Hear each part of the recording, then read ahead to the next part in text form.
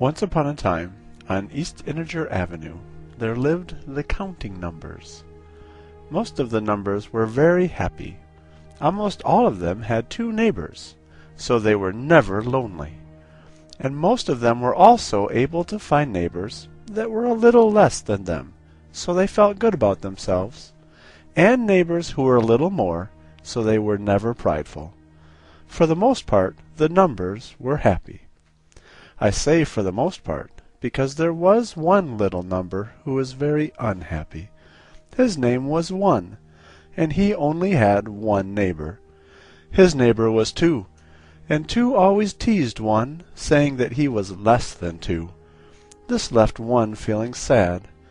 "All the other numbers have 2 numbers to visit," he cried, "but I only have 2, and 2 always teases me. I must be the least of all the numbers." Then 1 got an idea.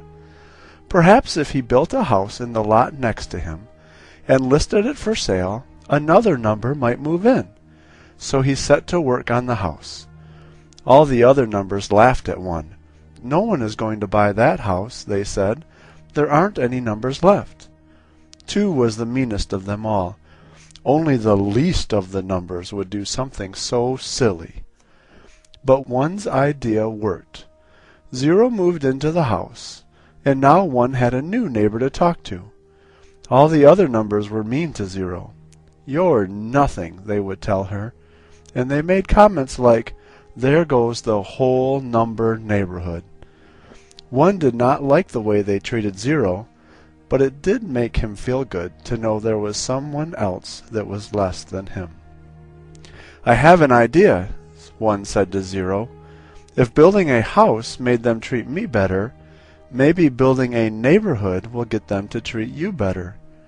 "That's a good idea," said 0, and she set to work on building and selling houses in a new neighborhood. First she had East Integer Avenue extended to the west, because she wanted to have 2 neighbors as well.